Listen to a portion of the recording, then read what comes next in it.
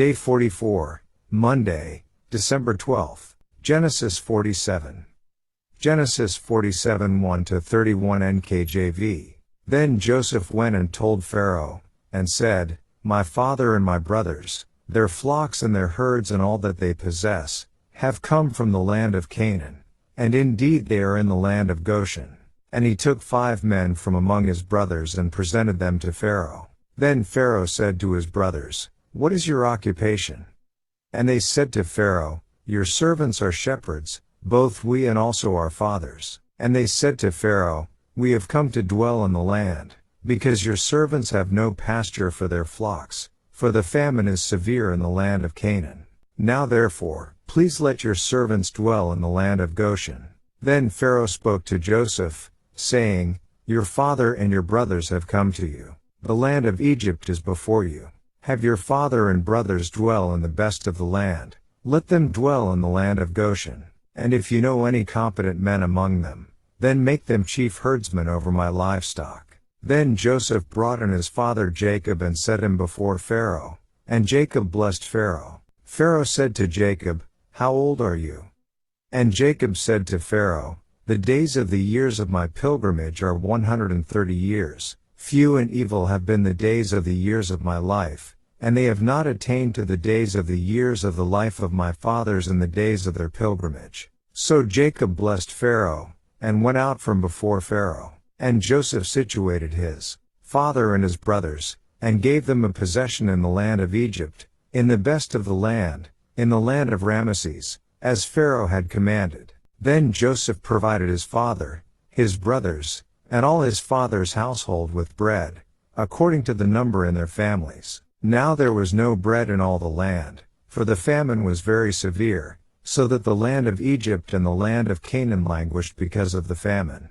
And Joseph gathered up all the money that was found in the land of Egypt and in the land of Canaan, for the grain which they bought, and Joseph brought the money into Pharaoh's house. So when the money failed in the land of Egypt and in the land of Canaan, all the Egyptians came to Joseph and said, Give us bread, for why should we die in your presence? For the money has failed. Then Joseph said, Give your livestock, and I will give you bread for your livestock, if the money is gone. So they brought their livestock to Joseph, and Joseph gave them bread in exchange for the horses, the flocks, the cattle of the herds, and for the donkeys. Thus he fed them with bread in exchange for all their livestock that year. When that year had ended, they came to him the next year and said to him, We will not hide from my lord that our money is gone. My lord also has our herds of livestock. There is nothing left in the sight of my lord but our bodies and our lands. Why should we die before your eyes, both we and our land? Buy us and our land for bread, and we and our land will be servants of Pharaoh. Give us seed, that we may live and not die, that the land may not be desolate. Then Joseph bought all the land of Egypt for Pharaoh, for every man of the Egyptians sold his field, because the famine was severe upon them. So the land became Pharaoh's. And as for the people, he moved them into the cities, from one end of the borders of Egypt to the other end. Only the land of the priests he did not buy, for the priests had rations allotted to them by Pharaoh, and they ate their rations which Pharaoh gave them. Therefore they did not sell their lands. Then Joseph said to the people, Indeed I have bought you and your land this day for Pharaoh. Look, here is seed for you, and you shall sow the land. And it shall come to pass in the harvest that you shall give 1/5 to Pharaoh. 4/5 shall be your own, as seed for the field and for your food, for those of your households and as food for your little ones. So they said, You have saved our lives. Let us find favor in the sight of my lord, and we will be Pharaoh's servants. And Joseph made it a law over the land of Egypt to this day, that Pharaoh should have 1/5, except for the land of the priests only, which did not become Pharaoh's. So Israel dwelt in the land of Egypt, in the country of Goshen, and they had possessions there and grew and multiplied exceedingly. And Jacob lived in the land of Egypt 17 years. So the length of Jacob's life was 147 years. When the time drew near that Israel must die, he called his son Joseph and said to him, Now if I have found favor in your sight, please put your hand under my thigh, and deal kindly and truly with me. Please Please do not bury me in Egypt, but let me lie with my fathers. You shall carry me out of Egypt and bury me in their burial place. And he said, I will do as you have said. Then he said, Swear to me. And he swore to him. So Israel bowed himself on the head of the bed. Daily Deep Dive. Verse 6, John Gill commentary states, as Pharaoh here suggests, the best part of the land, the most fertile and fruitful, and the fittest for cattle, being full of pastures through the river Nile and the canals of it, and Goshen being the most fertile portion in the land of Ramesses, as in Gen_4711.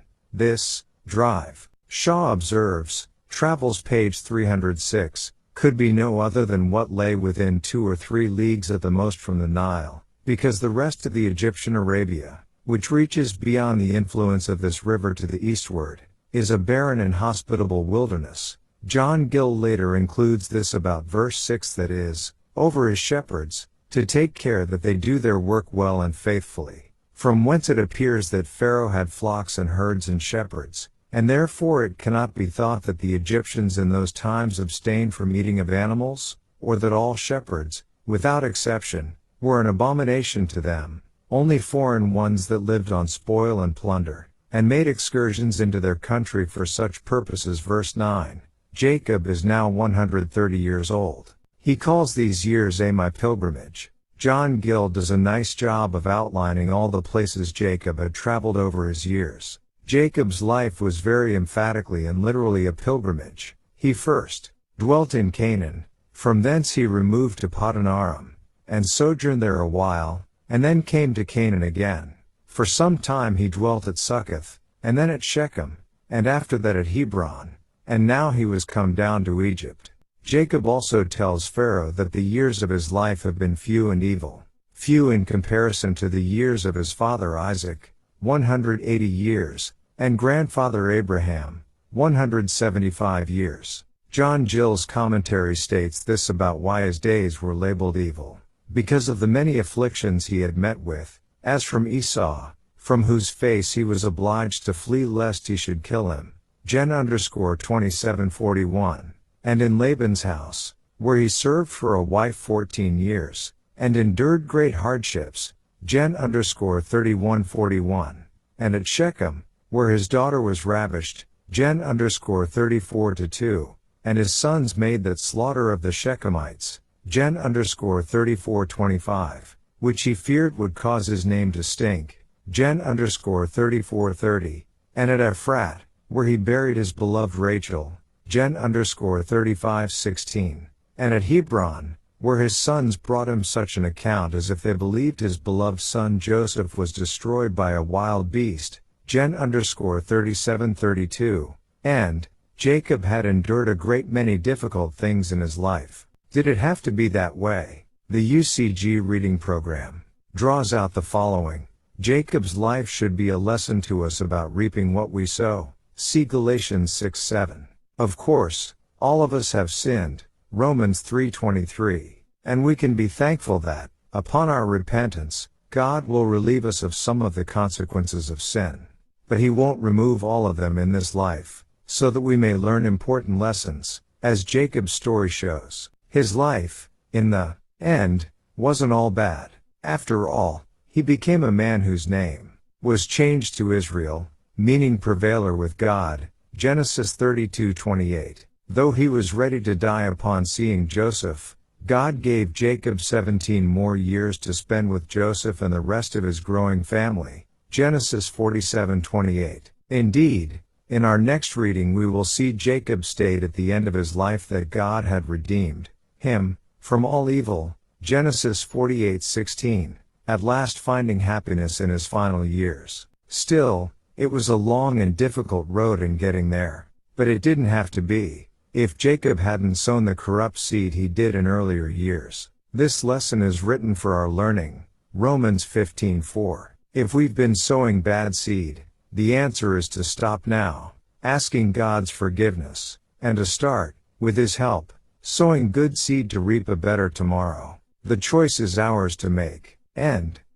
Verse 11, commentaries draw out that the land of Goshen was also known as the land of Ramesses. Verse 13, Eventually all the private or family storehouses have run out. Verse 14 and 15, over these first 2 or 3 years of the famine, the people of the land of Egypt have had to buy grain from Joseph. Now the money has run out, and all the wealth of the land belongs to Pharaoh. Verse 16, with no money, Joseph requires people to sell their animals to him in exchange for the food they require. This would allow both the people, as well as the animals, to remain alive. Verse 18, over that next year, Egypt would take possession of the animals of the land, in addition to their money. Verse 20, in addition to all the livestock and money, now Pharaoh owns all the land. Verse 21, commentaries state that since those farming could not produce anything from the land, it made more practical sense to have everyone move close together for the distribution of food and needs. Verse 26, these people had lost everything and on the surface were in a very dire place. However, Joseph looked to the time when the famine would end. A new plan was created, where they could continue to use and retain their land once it could again produce food. But since it really belonged now to Pharaoh, they would give 20% of their gross gains from the land to Pharaoh each year, and would both eat and replant each year from their remaining 80%. This plan would ensure the people had land again and could live off that land, while continuing to grow the power and might of Egypt. Verse 27, the people of Israel they become fruitful and increase. Verse 28, throughout this story, I think we constantly think of Jacob as being frail and about to die, but we see in this verse that Jacob lives another 17 years after moving to Egypt, to the age of 147.